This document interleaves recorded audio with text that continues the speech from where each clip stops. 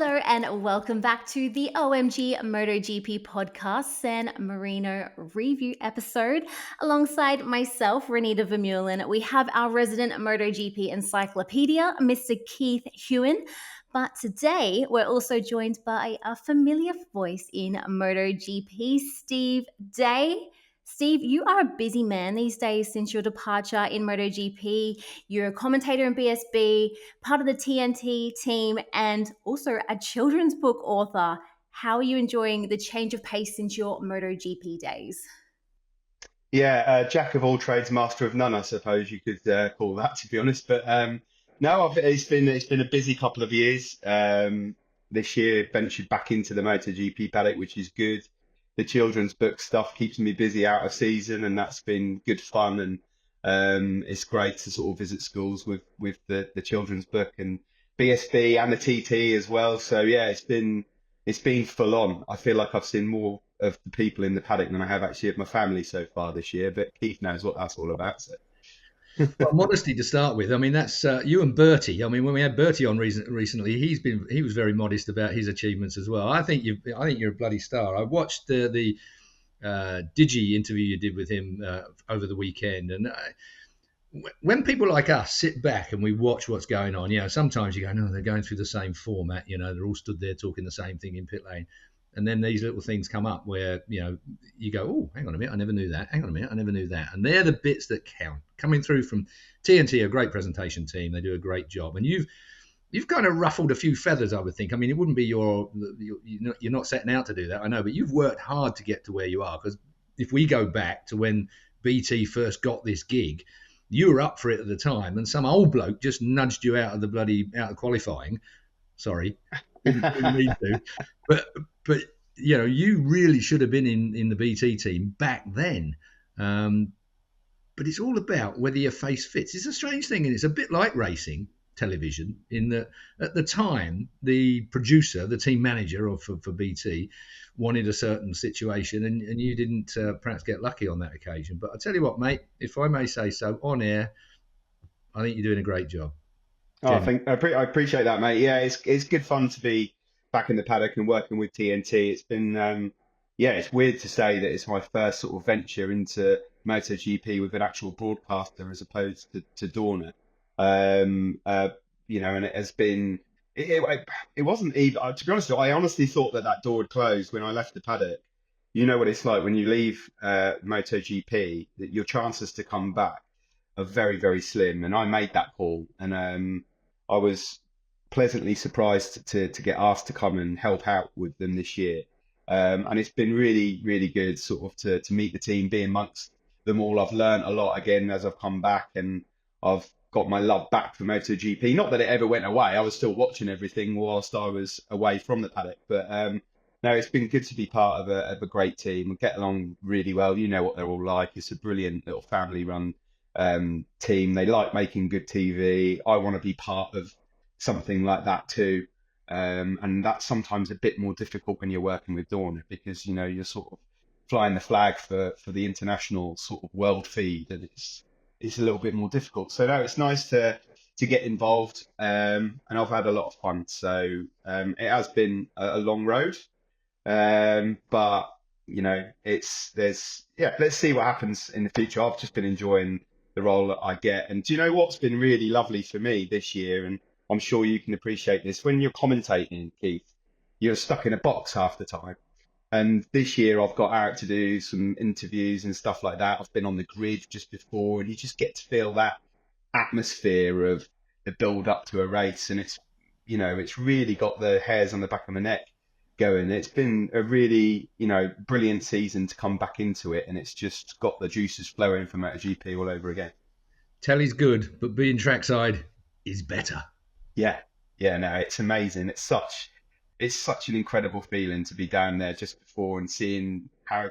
Something that I've always felt is that I don't think we ever really get to see from a TV perspective just how tense an atmosphere it is just moments before riders are about to head off, riders with their teams, their crew chiefs, and it's just something that you can't quite portray well enough when you're commentating on it and you're looking at them on screen. But this weekend, you actually did see that, I thought. Frankie Carcetti, well, Aragon, with the problems they had there as well to start with. But Frankie Carcetti, you can see it on his face. He's got a very demonstrative manner. And you saw it in Pecco Bagnaia going back to his pit box this time, and his missus walking up and down. I mean, you could feel the tension this weekend in Misano. There was a lot riding on it. And with the weather conditions and the track changing as much as it did over the couple of days as well, just added to it. Not an easy track either. I mean, we went round it the other way, of course, before they switched it to a clockwise track. But it's always been narrow, it's always been slippery, and it's always been one where you're going to have some fairly large barging and banging. And I've got to say, this weekend didn't disappoint when it came to that. No, not at all. I mean, this weekend was, I think, the last, let's say, 10 days of MotoGP has surprised us all, but not in a way, because the stories that have been coming out of it have been unreal. And I think that anyone that believes that, modern day MotoGP at times has been a bit stale because it can be a bit predictable. But I think over the last couple of weeks, we can see that you can try and make a prediction about what's going to happen, and that's going to get thrown right up into the air. And that certainly happened on Sunday. So yeah, it was a magic race, really. And I mean, as much as the riders themselves, I'm sure, saw those spots of rain and thought, oh no. From our perspective, I thought, oh, we're going to get some fireworks here. So I wasn't too disappointed to see the clouds coming over. That first couple of laps, I mean, it was amazing that 4 or 5 of the top names weren't on the floor. I've got to say, we're losing wings and bumping and barging. And the one from Jorge Martin, where he tried to get on the flip-flop, which is a classic Misano, through that first set of turns. You just try to get the run into the... And where he had to actually, he was on the brakes, he had to get up out the seat and almost pull his front wheel away from the back wheel of Bagnaia. I mean, funny enough, I very rarely bother to watch a repeat after I watch it live, but I watched it this morning just to remind myself what was going on, because obviously I've travelled a bit since then. And even then, I was out my chair here. I couldn't believe that. It was as close as falling off. And then he goes and makes that bloody daft decision when he gets a few spots of mental rain on his face. We'll go there, I'm sure. Well, yeah, let's head there now, guys. Speaking of that, and I wanted to ask the question to you both, with that move from Jorge Martin that just seemed absolutely crazy at the time, was that Jorge Martin being too conservative and not trying to have a repeat of Phillip Island last year with choosing the wrong tyre and going too hard? Was he trying to go too far the other way and be too conservative? I think that you could look at this in a few different ways. I mean, I think that he's rolled the dice on that, and the easy thing to do would be to follow Pecco. I mean, he was behind Pecco at the time, and I think most would probably say that if Pecco would have gone in, he could have gone in as well, given the state of the championship at that time. But then I feel a bit sorry for him, because it's very easy, I think, post race, to kind of analyse that he's made a massive blunder, and I don't really understand what his mind was thinking. I mean, he was basically gambling that it was going to tip down, and that maybe putting wets on, when the rest fall into some trouble and he might have an advantage. I just find it really, given how well and how smart he's ridden over the last, let's say, month in particular, I just found that baffling that he made that call at this time as well, if the championship, with the advantage that he's got. I'm still surprised now. I watched back the repeat of the race, and I still can't believe he made that call, because it ruined the race.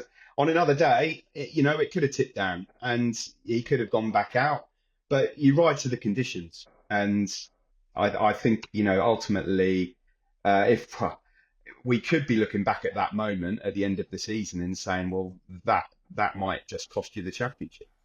You never, ever make that call when you're in the position he was in the championship. You're always, his main rival was in front of him. You ride to your main rival in that situation. If he's gambling, if he's 15th place in the championship, Jack Miller or somebody that could make that kind of gamble, then for sure you don't gamble in those situations. It was a very, very poor call indeed. I cannot imagine what on earth went through his head to try and do that. I mean, there were 3 or 4 others that came down, but again, they were people in a position where that gamble may have paid off. and got them, a podium, whereas it wouldn't be on in any other circumstances. But in Jorge Martin's position, when you sit on the grid and the weather's a bit iffy and you're thinking, what bloody tyres do I do? You put the same tyres on as the main rival. You put yourself in the same position as your main rival and then stick to your talent. I mean, it begs the issue, doesn't it, that we've been talking about a little bit in this last week. Ship to shore radio. We don't have, as motorcycle racing, anybody that's listening to this podcast and doesn't know MotoGP too well. The only way you can communicate with your rider is with a pit board. There are no headsets and like you get in Formula One where they're all chatting to each other somehow. I never understand quite how they can be so busy and still have a conversation the way they do so calmly. All you'd get from me if I was riding a motorbike and trying to talk is a load of grunts and a load of swear words. You wouldn't be able to put any of it out. Grinding my teeth, biting the screen as you do when you're racing a motorbike. Actually, Steve did race motorbikes, so he does know a bit about that as well. But we probably won't go there because he's quite modest, and I know his Casey Stoner story always amuses me. But we'll do that one maybe another day. I just think this ship to shore thing is going to come. Mark was talking about it earlier in the week as well. Marc Marquez was talking about it earlier on in the week. I think we are going to end up, because of the technicalities of things now, to start with, the way that the settings that you've got on your motorbikes that are going to be enhanced as we move through, whatever the rule book says, they will be changing through 27 when we get to the new rules. And riders, teams will find ways around things. So settings-wise and the like, you will be able to make those adjustments and so on. So ship to shore really helps. But how many times at Misano, and it seems to be Misano in particular, people have made poor calls where they've been too late coming. You remember Yamaha a few years ago, they couldn't make a shout to save their lives. And you've got people in there that are massively experienced in that particular team because it hadn't changed it for ages, the full factory team. But they made bad calls when it came to the weather. You had people like, was it Bradley Smith or I'm just trying to think, Redding that stayed out and ended up on the podium, I think, when it was raining. And I think both Brad and Scott were, yeah. One of them even had to pick it up out of the gravel trap and still. Yeah. There are opportunities in these things, but not when you are leading a world championship against someone who has sort of almost got the tag of the professor. Like Pecco is pretty much impeccable with decision and maturity now. And so you've got to really keep that momentum going. He's been bloody lucky this weekend, really, in that it's all down to Jorge Martin's mistake, and it was one that was so unnecessary at the time. And even 2 days on, I can't find any reasons as to why he did it, and I haven't heard anything from the paddock to say that he had a faulty tyre or anything along those lines, which could have given him a reason for changing bikes. The other thing, of course, as well that we should clarify. White flag race, in other words, a flag-to-flag race, where you can come in and change your bike at any time, and the white flag's been held out at the start and finish line. It's a flag-to-flag. They have no tyre pressure monitoring issues in that situation either. So if you've got low tyre pressures that are making it stick, you're okay. You can get away with blue murder in a flag-to-flag situation as well, which is a consideration to take out of your mind when you're trying to work out a racing strategy over 27 laps or whatever it was. I mean, it was 27 laps.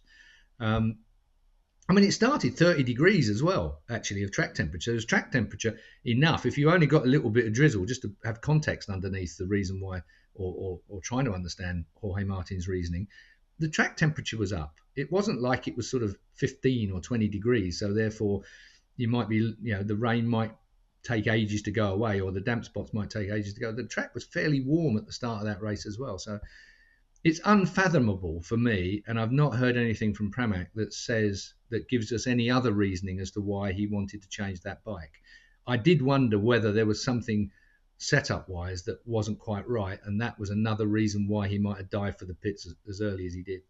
No, he completely owned it in the TV set, Keith, to be honest. The moment he came in, and fair play to him, he just put his hands up straight away as soon as he got in, before he did any TV interviews. So, for those who don't know, there's a TV set where they walk up the stairs and there's all the different TV broadcasters, and they might have a chat with one or two before they go to do it. And he owned the fact that he'd discussed with the team what would happen and that it would be totally his call. And it wasn't anything to do with a dodgy tyre. He just said that he made the wrong call at the wrong time. And you could almost see it written all over his face that he knew that he'd made a big mistake. And I think no matter which way you spin it, everything told him to not do that. It's Pecco in front of him. It's his title rival. there's nobody on that circuit with more experience around Misano than Pecco as well, which is another thing to throw into the equation.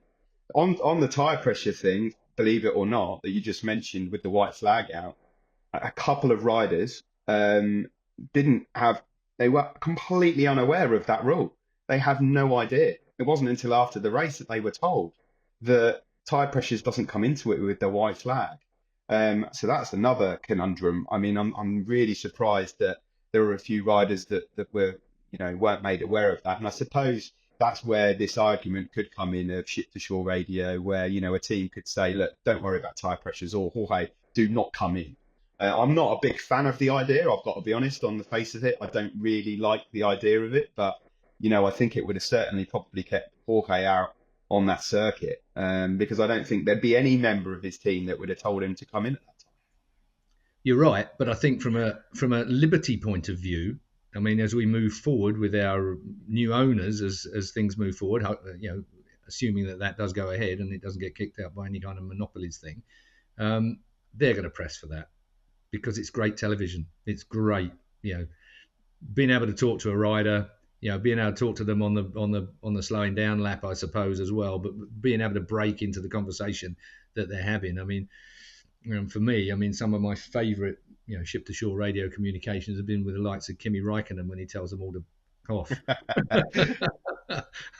I love it. It's just, I know that Formula One probably need that because they're longer races and generally they're bloody boring. So it's something that adds a bit of spice to it. But I can imagine Liberty, it's one area that they may try to influence a little bit as well. I have a natural feeling like you, Steve, against it, but there's something that's nagging in my brain that says, actually, I'll quite look forward to it, just to see quite how that communication would develop between some of the teams. And knowing how volatile some of them are as well, it could be great. Well, yeah, especially if you've got ship to shore radio with Jack. I'm sure we'll have some fun listening to that from time to time. So yeah, from that perspective, I'm not against it. Oh, could you imagine what the onboard cameras with the MotoGP video passes like? The Jack Miller one would just be constantly beeping it out with all his colorful language, shall we say. But Steve, I wanted to ask you, do you think that Jorge Martin, looking at his results, the results of Aprilia, do you think he's slightly scared knowing that this is going to be possibly his only chance to win the championship in the next few years? I think he's got every right to be a bit miffed about the situation, to be honest with you. I mean, the guy's he's a world-class rider and he's been in MotoGP. This is his 4th year now and he's not been in a factory team. And I don't think that that's fair. I think he deserves to be on a factory bike. It's obviously not worked out for him. I would imagine he's probably keeping an eye on what is going on with Aprilia at the moment. And I don't know. I think that he'll have a lot of vengeance inside him for next year. And I think that the Aprilia has shown that it is a good bike. It's not as good as the Ducati. I really hope that he can dish it out a little bit next year. And it's a much stronger bike, the Aprilia, than it used to be. But I also kind of get this sense that there can't be any way in which he wins the championship this year. And I know that sounds ridiculous, but Ducati just can't allow that to happen. And I'm not suggesting that anything's going to be fiddled with, but I mean, Pramac are going to Yamaha next year and Jorge could take a number 1 plate to Aprilia. And there's just, I can't see a way in which Ducati would happily let that happen. So I really hope that he does. He's a first class rider. And I think, there will definitely be race wins on the horizon for him at Aprilia. I don't think he'll look at it at the moment as his only chance to win a championship. He's still young enough. Maybe somebody paid him to pull him early. I'm joking. Okay.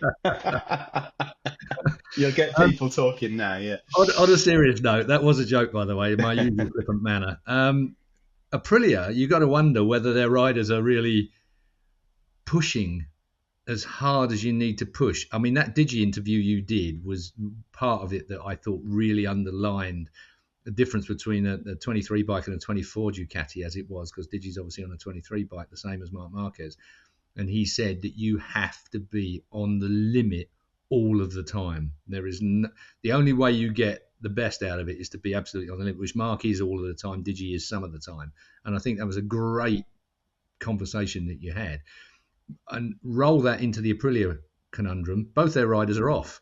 They're gone at the end of the year. They're not going to, so that degree of commitment, total commitment, might just not be there. And so therefore the Aprilia momentum moving forward might not be so great. Just a guess, obviously. The KTM situation worries me slightly as well, particularly the business side of things at the moment at KTM. They're something like 1.4 billion euros in the red. The company, the Piera Mobility, who own Gas, Aprilia, bits of MV, Husqvarna. So the worrying thing is when the main board have such a huge overall deficit because 2024 isn't selling as many bikes as they expected, that has got to eventually trickle down into the development. They laid off 370 odd workers, some time ago. They're looking at laying off another 200 workers at the main factory. These are massive global political things that is going on in the Austrian factory. And I wonder how much that trickles down to affect the race team and what they can do, what they are going to pay to do. I mean, they've thrown the kitchen sink of it over the last couple of years, no doubt about it. KTM have not shortchanged their team at all. But at some stage that will have to stop. Look at Suzuki. Suzuki ended up having to come out of the game because the board decided that, it was all getting a bit too expensive and it wasn't going in the direction that they needed it to go in from a sales point of view. Yamaha, we talked about in the past, whether they would stick to it. They obviously clearly and are. And hats off to Yamaha. I couldn't imagine Grand Prix without Yamaha in it. That was my worst worry back in the day when it looked dire for them. But now they've got an independent team like Pramac that's going to be good. I expect in the next week, the next press conference we have in a couple of weeks' time in Misano, they will announce Jack Miller as a Yamaha rider with Pramac. So he'll go back to a team that he's really comfortable with. I can see that happening. So Yamaha are moving back on.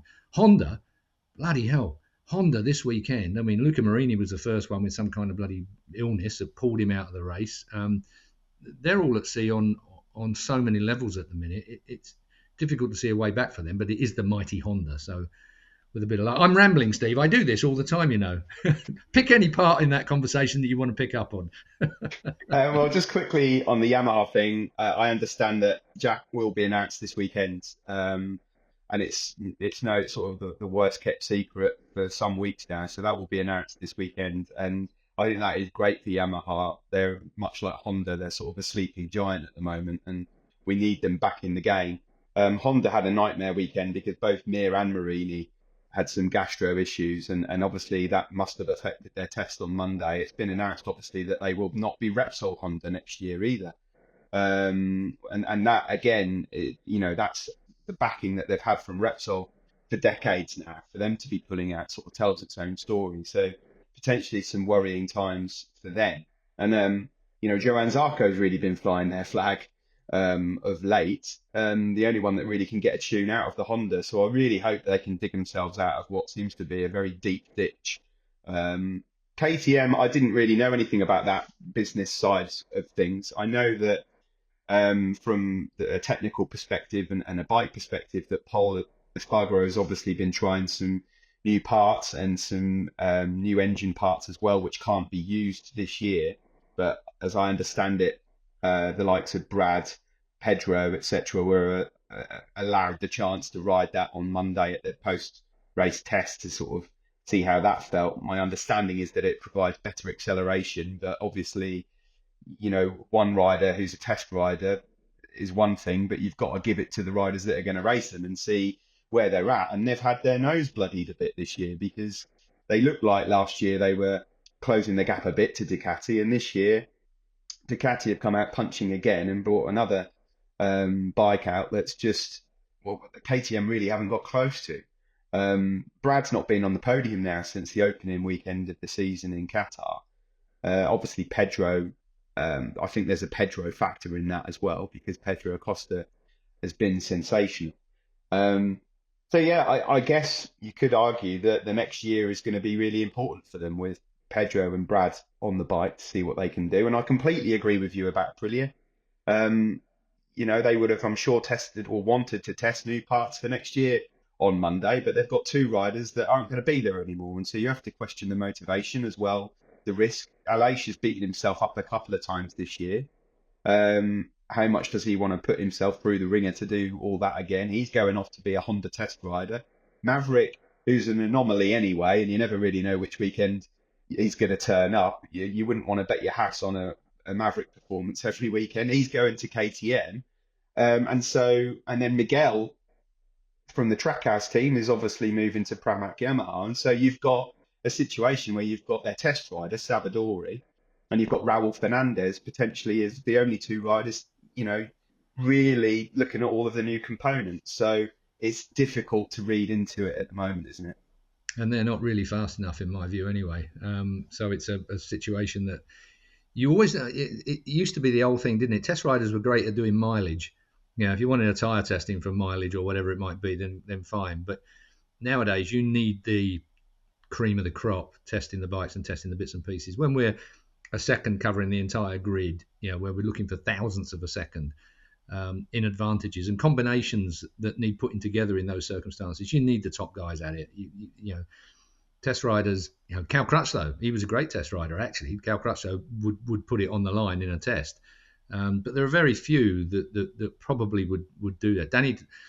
Danny finished fourth last year at Misano as their test rider, ended up in fourth place for KTM. It was fantastic, and I put quite a lot of the performance for KTM last year on Danny Pedrosa. He really did. He'd worked a long time with his crew chief. He moved across to KTM, obviously from Honda, all those a couple of 3 years ago, and then Danny did when he retired as well. And I think that's where they made a lot of progress. And that's kind of underlining what I'm saying. You need an alien testing. You need the top guys out there doing the business to move things forward, to get it in shape. And again, we've done it all before, Steve, so there's no need to go through it again. But we've got all those rule changes that are coming up. I mean, the costs of developing something for 2025, 2026, but with an eye on 2027, from a factory point of view, must be the most costly and difficult technically times that they could possibly have. Yeah, I think that's a really interesting one. Yamaha in particular. How much focus do they put on massive improvements for 2025 and 2026 when they know the rules are changing? And at what point does that focus switch? Spoke to Max Bartolini a couple of weekends ago in Aragon, and he's looking old already in that role, because he's well aware that there has to be that focus switch at some point next year where they're already starting, because as much as it feels like a long time away to us, 2027, there's still 2 full seasons plus the rest of this year, to develop a brand new bike. And this isn't just a brand new bike, this is everything. You've got to make sure you hit the ground running. They've got to start now. So yeah, it'll be interesting to see how that all pans out. Do you remember when the Petronas team was mooted? Yamaha needed to know how many bikes they were producing for the following year by the June of the previous year. And that was just the standard bikes. That wasn't development bikes. That was bikes that they were already producing, but just the engineering involved in doubling up on the size. Instead of having 4 bikes for the factory team, they would need 8 bikes for if they were having 2 riders elsewhere. They needed to know in June where that was going or whether that was happening for that lead-in time of the extra engineering. So I suppose sometimes, Steve, I don't think the racing departments of some of our top line places, excluding Ducati, obviously, are quite small. HRC is not that big. Yamaha, racing is not that big by comparison with something like Formula One, where they've got hundreds and hundreds of staff back at base, let alone the ones that are at trackside. So these engineering conundrums, problems, and then you roll into the the board of directors, which everybody has in a big company, have to make the call as to how much budget is going down the racing stream. It's fairly major. We're at a kind of turning point of so many things, in my view, and now under hopefully the umbrella of Liberty. I'm not somebody who's negative over Liberty joining. I'm very positive over Liberty joining, and being the owners of the whole thing. And I wonder as well how much Dorna may be perhaps a bit behind in some of these things because of this deal that's going on with Liberty. Like it's are they already being influenced into the future by Liberty, or are they sat back a little bit? Carmelo slowly but surely getting his feet up on his table like he should do anyway at his age. Carlos, I love Carlos Espeleta. I mean, I think they've done a great job, Dorna, in getting the sport where it is. But I wonder now whether they've got their foot off the gas a little bit and waiting for the Liberty thing to finally happen.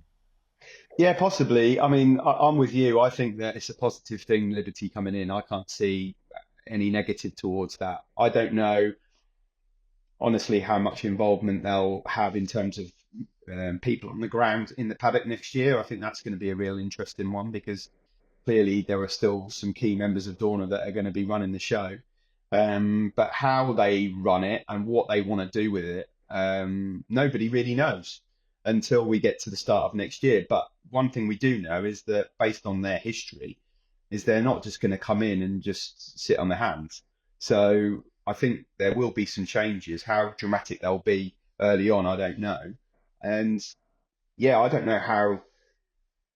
really know the situation, because obviously, as you mentioned, until it's all signed off at the end of the year, can they still have a say at this moment? Are they still, are Dorna and Liberty having these conversations at the moment about the direction they want to go? I would imagine they probably are, to a degree. But until we get to next year, we won't know. I mean, I just, from my perspective, if we're putting a positive spin on it, to have 4 Yamahas back on the grid and all of them be factories can only be a positive thing. For Ducati to have 2 less bikes, I don't think is a bad thing. And we've just got to hope that everyone can just close that gap a little to make the show a bit more exciting. But at the end of the day, if it doesn't happen, one thing is for sure, you'll have Pecco and Marc both on identical machines, and it only takes 2 to tango. So I'm certain we'll get a show no matter what. I'm with you on that one. Let's move on to Pecco and Marc. I'm glad that you brought that up. And I wanted to talk about the fact that we had an all VR46 front row this weekend. Pecco on pole, Morbidelli, which I had in my little preview. I was like, yes, Morbidelli's there. But I wanted to ask you, Steve, did you expect coming into this weekend, being VR46, it's their home track, they're there all the time, did you expect them to have a bigger presence this weekend? Yes and no. I think that naturally they can go around Misano with their eyes closed, but these are top level MotoGP riders, and I think that only really counts for a certain part of the weekend. And I think Bez has gone really under the radar all year, which has been a shame. So it was a pleasant surprise to see him on the front row. And Morbidelli has been chipping away, to be honest, for the last few rounds. I think his results have actually been pretty good. He's been getting there, and so I wasn't hugely. Vinales, though, isn't he, Steve? He's a bit like Vinales. You wouldn't put your money on him. No, you wouldn't. I mean, I'm not sure if he's quite got to that status yet. But no, I know what you're saying. I mean, he's difficult to predict, and it looked like he had some good speed on Sunday until he stacked it, and so there is your case in point. It was nice to see Morbidelli back, and I definitely think that the laps that they do around that place, helps. But I don't know. I feel like most of the riders on Ducatis beyond Pecco, Jorge and Marc have been a little disappointing at times this year. We've not seen the best of them. I think one thing with Frankie that we've got to try and remember is that, he missed out on testing. He's been sort of injured, and he's been, since he finished second in the World Championship, he's not quite been the same Frankie. And I don't necessarily think that podium in the sprint race means that Frankie's definitely back, but it must have helped his confidence. But he is on a 2024 Ducati at the end of the day. And, when you're on a bike like that, you've got to deliver performances. So I suppose in a way, it was a good call, Renita. I did hear that prediction, to be honest. And I must admit, I raised my eyebrows when I first heard that. So well done on that, because I didn't have Frankie in my top 3 at any stage. So he's had a good weekend despite what happened on Sunday. But yeah, Marco Bezzecchi has been a bit disappointing, I think, this year. He's just not quite been at it at all. And I think when then you look at what Marc does on a year-old Ducati, unfortunately, I think everyone's going to look a bit average when you look at what he's actually able to do. I don't know whether you heard the Frankie Quarchetti text that I read out last time on a podcast, Steve, but Frankie said, "You have no idea what Marc is going to be capable of on the 24. No idea." He emphasised it twice. Which I can quite believe that. Yeah, I heard that in your podcast, and it doesn't surprise me. I mean, by the way, while we're talking of Frankie, chapeau to Frankie. I think that he's an incredible character, and I think when you really look at what he's achieved as a crew chief with Joan Mir in the Suzuki area, what he did in terms of the resurgence for Di Giannantonio when it was looking like the lad was out of the paddock altogether, and he somehow managed to get him winning a MotoGP race, and now what he's doing with Marc, I think he's really, well, he's probably not underrated anymore as a crew chief, let's put it that way, but he's done an amazing job, and I think him and Marc as a combo are just hitting that sweet spot right now. Marc's riding the bike in a different way, and I quite agree. I think when you look at what he's doing, where he's coming from on a grid, I mean, we're going to get slaughtered for this, Keith, because I know that you're going to agree with me. But it's quite honestly, there hasn't been a show unless Marc's been there of late. And what he is doing is he's sort of questioning the myth of overtaking in MotoGP. When you think that he's ninth on the grid, surely he can't win a race from there. And he goes and does what he does on Sunday. And I know that he's the master of mixed conditions, and I could just imagine his eyes lighting up once the rain started to fall on Sunday. But he's done it more than a few occasions this year from way back on the grid. And you do wonder, bearing in mind, I think only 3 or 4 times has he been on the front row this year. You do wonder how close he'd be to Jorge and Pecco in the championship, where he able to get qualifying sorted. Well, he's going to get closer because some of the tracks we're going to have got low grip. Some of the tracks we're going to are going to be the kind of track that he's going to make work. It will be interesting. From the test on Monday, I think not much came from that, apart from Michelin have tried a new front tyre, which the jury's out a bit, but some riders have said that they really enjoy it. And others are still thinking about it. But Michelin are still making moves in the background as well as we move on. This season seems to be, it was going to be a long season, but to be honest, it seems to be quite well spaced. Everything seems to be working quite well. I was expecting, people to be collapsing, apart from the shenanigans we've got this week where everybody's got to move out of Misano to a bloody parking lot down the road to wait because there's a cycle race or something on this coming weekend before we can all go back into the paddock again for the next, Misano 2, I've called it. So it's a double header at Misano with a weekend in between. But nobody's going to be on holiday on the Adriatic coast because they've just dumped all the trucks in. Well, maybe the hospitality guys will be and some of the truckies. But it's slightly bizarre that we're going to have a Misano 1 and 2 back to back. And I think it's going to be slightly frightening, Steve, I've got to say, now that everyone will have that time to disseminate all the data, all the information, all the bits and pieces. You mentioned earlier about the Marc Marquez making a comeback. He's the master of getting the best out of whatever the conditions are. I think the thing with Marc, he leaves nothing on the table, whatever the situation. Aragon was the same. It was raining overnight. The track was green again in the morning. The temperature went up and down like a bloody yo-yo. Same thing really with Misano, but very difficult conditions, which a lot of riders, his commitment is the bit that scares me at his age. I mean, he's in his 30s now. He still has that incredible commitment to leave absolutely nothing on the table. There is no hesitation, physically, mentally, or any other way that Marc Marquez has. And even though Pecco has declared himself as being strong mentally, I can't see how he's going to cope with that, to be honest. It's going to be a very interesting 25. It's going to be a very interesting end to 24 as well, because they've let the beast have a taste of victory again over the last couple of weeks, and he quite likes the taste of it. And I think he's been brilliant. I think Aragon was exceptional. I mean, that was an unbelievable performance from Marc. To be not just to win, but to win in the manner in which he did was insane, really.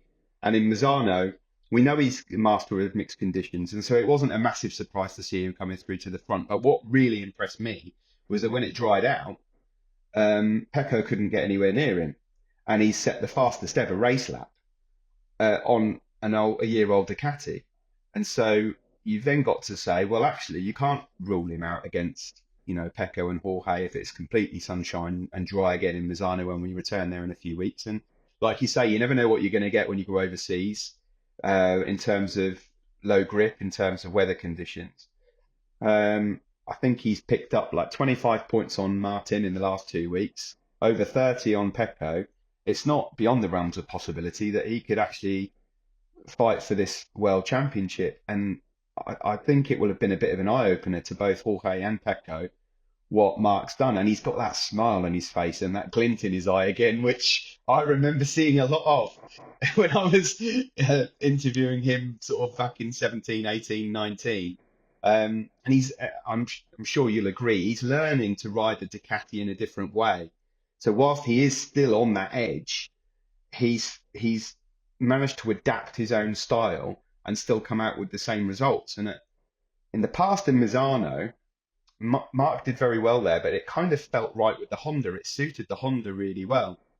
And he managed to make it work this weekend as well. So I think next year Pecco will have his work cut out, but I do also think, back against the wall, I still think Pecco is going to win the championship. I just feel that he is the rider on the 24 Ducati that will get the most out of it. But I think it's going to be really interesting the next couple of rounds just to see where Marc's at, because if he does get to within touching distance of these two, they're going to see a different side to Marc that then they'll have never seen before. Because if you think about it, when they first came into MotoGP, Marc was already injured. They've not raced against fully fit, fully hungry Marc yet, other than the last 2 weeks. You're making the hairs go up on the end of my hands at the moment, just thinking about the whole thing. I mean, honestly, it's a prospect that would just be fantastic. I mean, you start moving into the mental dynamics then as well, don't you? Win and choke type situation. Once a rider is under pressure, and we're seeing it with Pecco and Jorge Martin are giving themselves an opportunity to lose this championship here and there. But if Marc gets amongst them, it's the cat amongst the pigeons, quite literally, on all fronts. And I mean, I have to say that you've mentioned Frankie Carcelli, of course you have, Marc Marquez, of course, but the Grassini team, I mean, Fausto Grassini must be looking from above or wherever, is your particular one on that dynamic. But I just think it's, their livery, the way they were in Misano this weekend. I mean, your heart just goes with that team at the moment, doesn't it? It's just the disrespectful boos, to Marc when he's on the podium. I kind of understand where everybody likes to hate a villain, and everyone, quite a lot of people still see Marc as a villain. If we go back to the Valentino days, 2015 or whenever it was, you can kind of understand that, but I wish they'd have just put it on hold for one weekend and respected Grassini, and Fausto.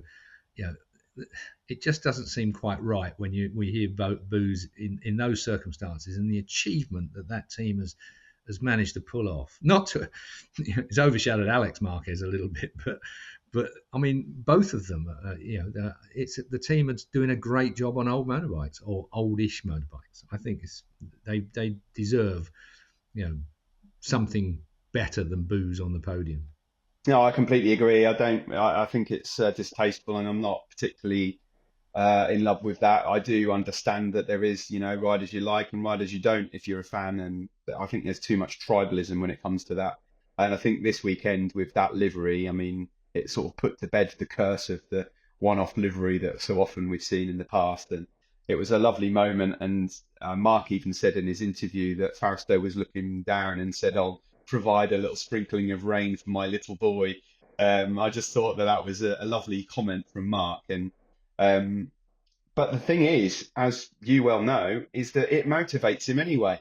So it's, we've seen in the past that he's been booed, and it's not worked. It's if anything, it makes him come out faster and harder. And so, yeah, I don't like to see it or hear it, but I don't think that that's going to do anything other than spur him on. Agreed. I think you hit the nail on the head with that. And I was literally going to ask, do you think that it fuels the fire for Marc? And like you said, we can clearly see that it does. But guys, I think that pretty much covers MotoGP. Shall we move on to Moto2 really quick with Ayagura taking the victory ahead of Canet and Arbolino. And he's obviously overtaken Garcia in the championship battle. Steve, Well, do you think... Ayagura, Oh, no, sorry, you go. He needed to do that, didn't he? Sorry, you get me excited, you see, and I'm ready to dump the clutch. Well, then, Keith, answer me this question then. Do you think that the title's Ayagura's this year? You can never say yes or no in circumstances where there's still quite a lot to go. Yes, I think it is. I think that Ayagura will go to Trackhouse as Moto2 champion if he continues in the manner that he is. Interesting that Joe Roberts, who morally, in my case, I think should have had the Trackhouse position, has re-signed for American racing next year on Moto2. So that deal's done. He must have a heavy heart regarding that. He might have thought he was going to MotoGP, and everyone else did as well. Right to the point where, Davide Brivio pulled Ayagura out of the hat. But Agura, if he can carry on going the way he's going, then pretty much that's it. I mean, again, and our own Jake Dixon, of course, it was solid at the weekend for Jake. He had a bit of hard work to work his way from where he had to. But again, he's in the ballpark all the time, Jake Dixon. How do you see that situation, Steve? I mean, I'm a bit far removed from Jake's. Frankie Carcetti used to manage him. He doesn't anymore. He's with Bob Moore, isn't he, the old motocrosser? Yeah. Bob Moore's quite swift on his feet as well, so you can be fairly sure that behind the bike sheds there'll be something going on.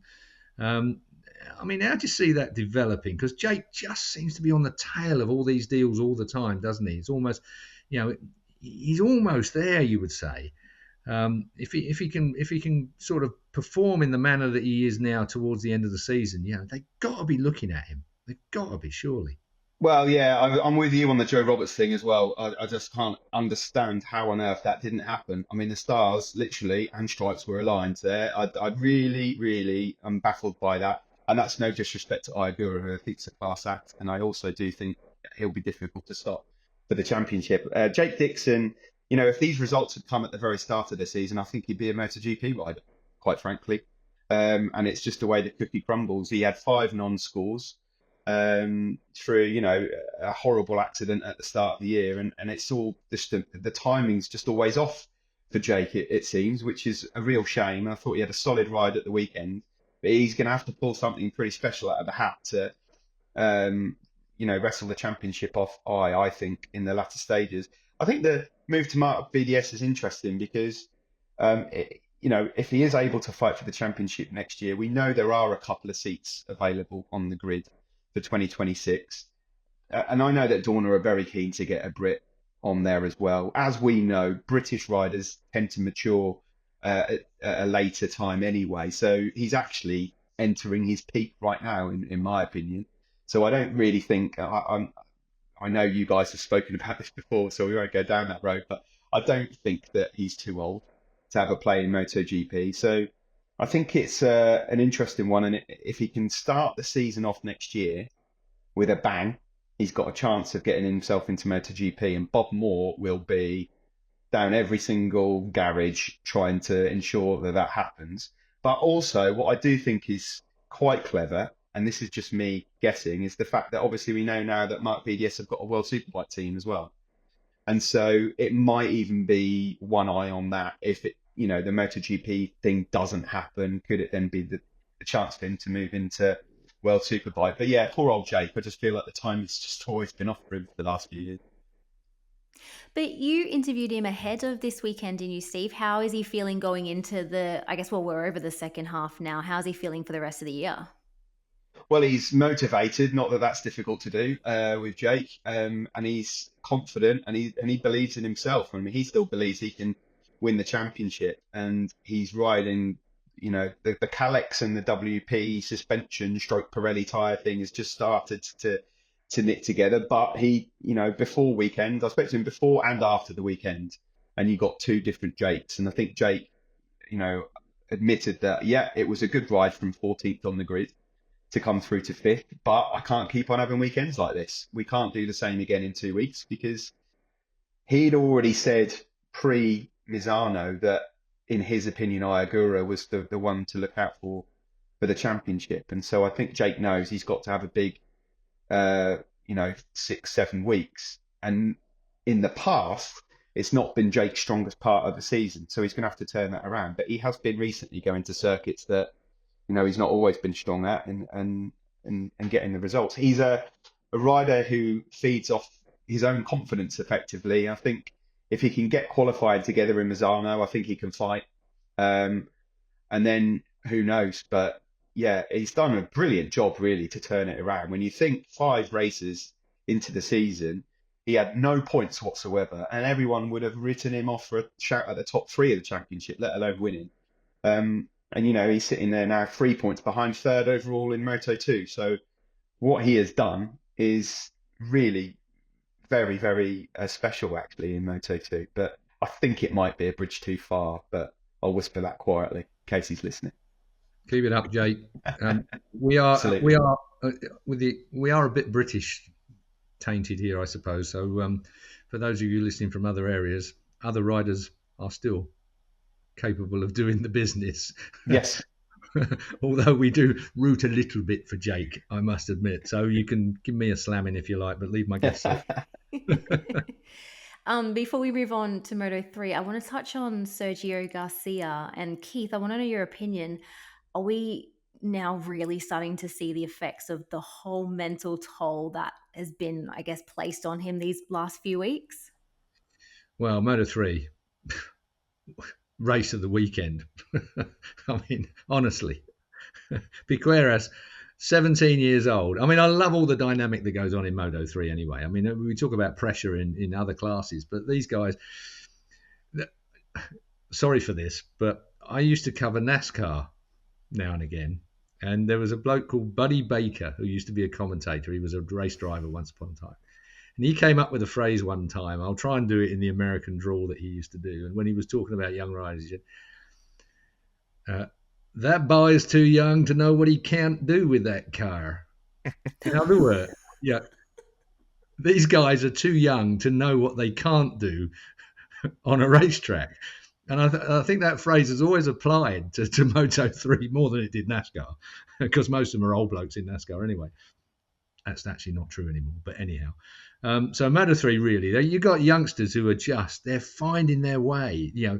You don't know what they're capable of yet. They don't know what they're capable of yet. And, your expectation is there and you can guess, but you just don't know where that talent is going to end or what's going to affect them, good or bad. And with Angel Piqueras, I mean, rookies champ, that's a pretty hotbed of places to go. He's still only 17 years old, but a double long lap penalty to win the race. I mean, we've seen races from pit lane, that's been done before. But it's, what was he? I think I wrote it down somewhere here. I'm just having a look. 17th he was to come through to the win in the end on, that final lap. On a number 36, reminding me of, is a leopard, so it looks like Joan Mir. I mean, that team always produced something pretty spectacular. But, and what else did I write down that was interesting as well? Pedro Acosta goes out with Piqueras' sister. Hey, I didn't know that until I was looking it up this week. It's not that we're, of course, a close-knit family in the MotoGP, Moto2, Moto3 paddock, but there are quite a few liaisons that come to pass. There's one or two in your family, Renita, if I remember rightly. But anyway, won't go there. Let me pick this up. Please. I think in Moto3, you've got a generational talent in David Alonso, and he will not be stopped for this championship. But Piqueras' ride was unbelievable.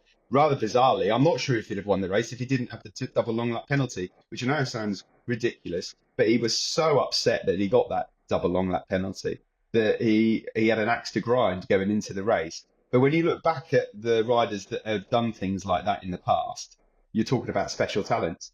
You know, Pedro, as you mentioned, in Qatar, did it from pit lane. You think Brad Binder won from the back of the grid in Jerez. I think it was back in 2016. Marquez is one from the back of the grid.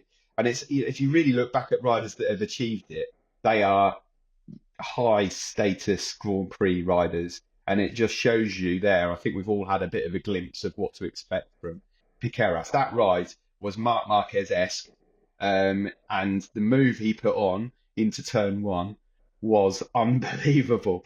Going into the last lap, I think what an amazing ride. And Moto3 just keeps on delivering. I absolutely love that class. It's just brilliant. From the moment lights go out to the last lap, it just always delivers something special. And another Spanish talent coming through the ranks. Who would have known a Spanish talent coming through? Well, I mean, the reasoning for that, of course, is the amount of Grand Prix standard tracks they have, the weather, and so on and so forth. But Steve touched on something a bit earlier on. Repsol pulling out of the Honda team next year. Things like that have a kind of knock-on effect. I mean, you lost Movistar and other quite big sponsors in Spain as well.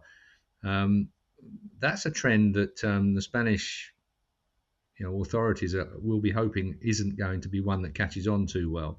But you do tend to find that it's a bit like countries that rule the world, the great empires that slowly but surely crumble away. I mean, the Brits used to be right there when it came to racing. I'll stick with racing rather than wars, I think. Please do, Keith. I was wondering where we were going there. But the Brits used to rule the world when it came to racing bikes at one stage, the Americans, the Australians, the Italians, of course, the Spanish now. You wonder, what will be the next, Turkey. Who would have thought Turkey would have been where they are with sort of management and riders in the way that they do at the moment. We've been unlucky not to have Toprak in MotoGP. And then you start to move across to Southeast Asia, which have been banging on the door for a while. Japan had a little bit of a moment or two when we had great riders coming across from there. So the emphasis moves around a little bit. So we might be seeing China. We haven't had any great Chinese riders yet. Wait their turn. India, when are they coming back in? I mean, we've got bloody Somkiat Chantra that's going to be running LCR Honda next year. That's the first round as well. I've been in Thailand for the last 7 weeks, and the Thai Grand Prix. It's amazing. I live near Northampton, which is 10 or 15 minutes away from Silverstone, and you never hear a thing about our Grand Prix, our MotoGP, but you wander around Thailand now, and people that have never ever taken any interest in MotoGP whatsoever, as soon as they have half an inkling that you've got something to do with motorbikes, they're on Somkiat Chantra and Buriram being the first round of the championship next year. The whole country is suddenly on it. And I think that, getting back to what you alluded to a little earlier, Steve, was the fact that that's why everyone's so keen, or the management are so keen to see Jake or somebody like Jake from Britain doing well, so that Silverstone can generate that kind of enthusiasm. Of course, they never will, because Silverstone somehow just doesn't seem to generate that amount of enthusiasm, and MotoGP in this country doesn't get the kind of support that I can say that Somkiat and Buriram are getting in their country. Similar size demographic, I suppose. Thailand, 64 million people, similar to the UK. But you cannot buy a hotel room now. In fact, I bumped into a bar. I love bars, as you know, and I was in a bar the other night, and I bumped into a fella called Tom at the Hangover Bar. There you go, the Hangover Lounge, and it was. And Tom just happened to be down from Buriram. He's an Australian fella. And he's got a bar, and he's got some rooms above the bar that he's developing. And I said, well, hang on to them, because none of us have got rooms booked in Buriram yet. And he's only just down the road from the track, which is staggering distance, which should work very, very well indeed. I'm so glad I don't have to commentate sometimes nowadays, because I can just soak it all up in the manner that I like to. I think the good news from sort of a multinational perspective, should we say, is that, I mean, despite this year in Red Bull Rookies, for example, the battle was between a couple of Spaniards again, and Alvaro Parpe's gone on to win that one, and Brian Uriarte looks like a good talent. That Red Bull Rookies Championship this year really has looked more multinational, international. There's riders from America, South America, from South Africa, from all quarter. It's looking very, very good for the future. I mean, you mentioned Somkiat and we talked about Ayagura. I think one thing that Dorna should get a lot of credit for is what they did with the Asia Talent Cup program. I think it's unbelievable. I mean, the proof is now in the pudding of how successful that's been. So they've put, Asian riders back on the map, and we know how passionate they are out there. And let's just hope that for the future, if we're talking from a personal perspective, I mean, we want to see, I think we can all agree, we want to see more Brits, more Aussies, more Americans in the championship. And there are some, young talents coming through. So I think that in a few years' time, hopefully we'll have something to cheer about. But I do think that, talking from a British perspective, that if you're a new fan of MotoGP and you're coming in there, you want someone to hang your hat on and you want someone to cheer. So, let's see what happens.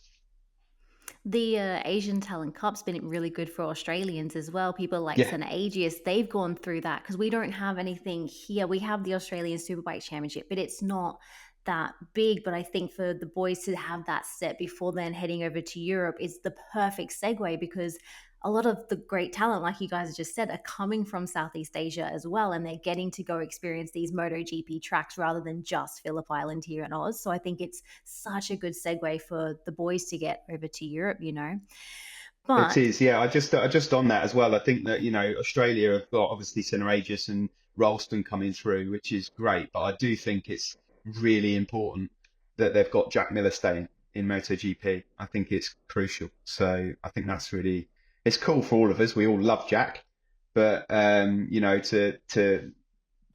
have Jack in that championship is such an aid for younger Australian riders that want to come in.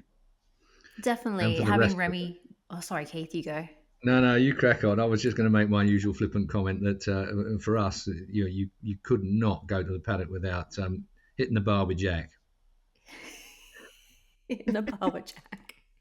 I was just going to say it was such a shame when Remy left the MotoGP paddock, but it's been such a blessing for him over in World Superbikes as well because we're getting a bigger following of it here in Australia for people wanting to support him in World Superbikes, which isn't as big as MotoGP here. And I don't know what it's like for you guys over in Europe, but there's definitely a big difference in following, let's put it that way.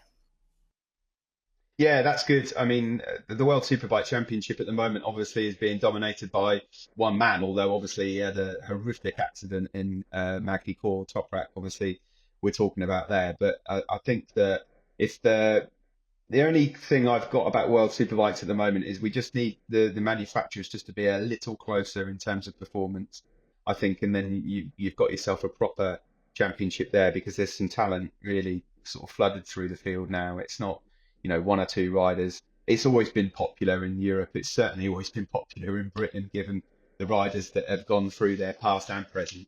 But yeah, it's nice that Australia now have got someone to cheer in Remy. So good luck to him.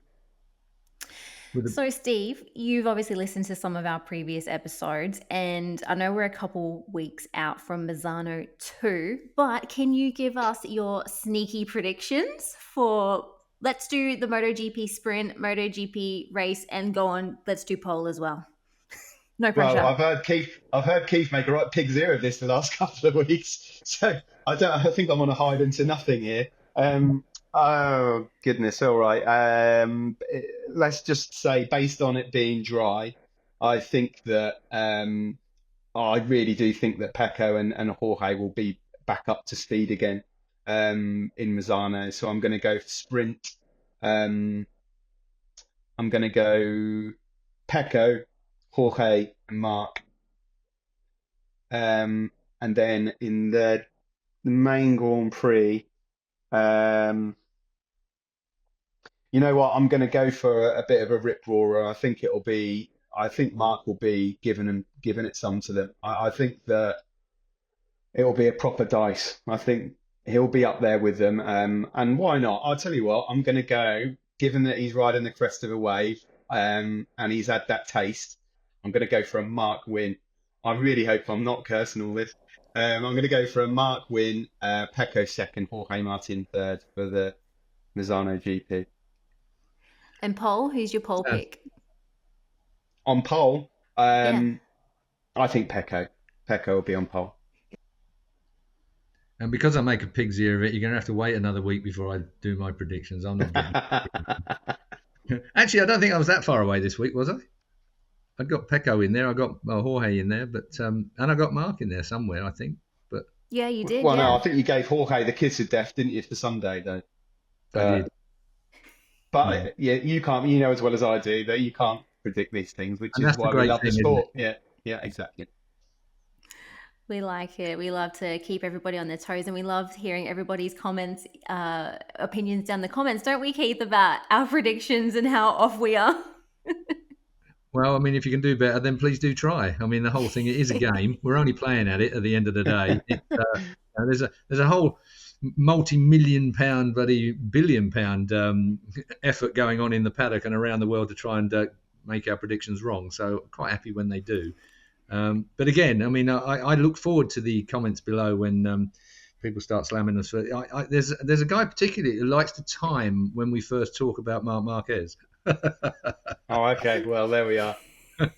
They'll have a field day. So maybe you can get stuck in and find something there. And I mean, do join in. Obviously, keep things respectful. There was a couple of things that have shown up on our comments thing, and I don't understand why anybody wants to insult any of the guys that come and join us here. Sometimes, I mean, it's the way of social media. It's the way of digital media, I suppose. But it's still not reasonable to be aggressive on a website that you're watching for free.